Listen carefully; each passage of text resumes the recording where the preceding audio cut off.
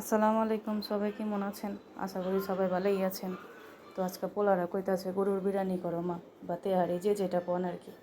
তো আবার কইতাছে লগে জিঞ্জিরার বাসায় বয়স দিবা। তো আমি বললাম মাইসে কী করবো, কারে মাইসে কী করবো, মায়েরা যা কয় তাই ভাল লাগে। তো যে চিন্তা এই কাজ, এই বিলাই আবার হামলা দিল, খায়া কয় মজাই। তাই মূল রান্দায় যাইগা কড়াই বয়া দিলাম, তেল দিয়ে দিলাম বেশি করে, পেঁয়াজ দিয়ে দিলাম, বেরেস্তা করবার এখন মশলাটা মাখাই লই। আদা রসুন দিয়ে দিলাম, লবণ, বাদাম বাটা, জিরা বাটা, জায়ফল জাতিক বাটা, কাঁচামরিচ বাটা, টক দই, মরিচের গুঁড়া, তেজপাতা, দারচিনি, এলাচি, টেস্টিং সল্ট, টমেটো সস একটু মাখাই লয়া গেল। এখন বেরেস্তায় দিয়ে দিলাম, দিয়ে মানে ভালো করে কষাই এলুম। একটু কষাল বি হয়ে গেছে, গালা দিয়ে দিব মাংসটিও ভালো করে কষাই এলবেন। ঢাকা দিয়ে দিলাম, ঢাকা উঠাই দিয়ে আদা হয়ে গেছে, দিয়ে দিব আলু। এই তো আলুও দিয়ে দিলাম, আলু মাংস ভালো করে বুনা কইরা ওই তেল দিয়ে আজকে বিরিয়ানিটা রান্ধুম। এই তো তেল উঠে গেছে, গায়ে তেল দিয়ে দিব মনে পাইলাই 2 কেজি চাইলে বিরিয়ানি রান্ধুম, পরিমাণ মতো পানি দিয়ে দিব।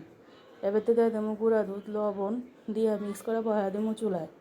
এই ফাঁকে হইলে চাইলটা ধুয়ে লুম। চাইলটা বি আমার ধোয়া হয়ে গেলে এর ভিতরে দিয়ে দেবো হইলে গিয়ে আপনার কিচমিচ, আলু বখারা, কাঁচামরিচ দিয়া সাইড করে রেখে দেবো। দিয়ে এই পানিটা বলকাইছি নি। এই তো পানি বি বলকায়া পড়ছে, দিয়ে দেবো এলা চাইলটা। চাইল দিয়ে ভালো করে মাখা করি, মাখা হয়ে গেলে এর ভিতরে দিয়ে দেবো মাংসটা বি পুরো মিলায়া লইবেন। মিলায়া এর ভিতরে দিয়ে দেবেন কেওড়া জল ঘি, তারপর দিয়ে দেবেন দমে 15 মিনিটের লেগে। এই তো আমার বিরিয়ানি বিহান্দা হয়ে গেছে। কার কেমন লাগলো অবশ্যই জানাইবেন কমেন্টে।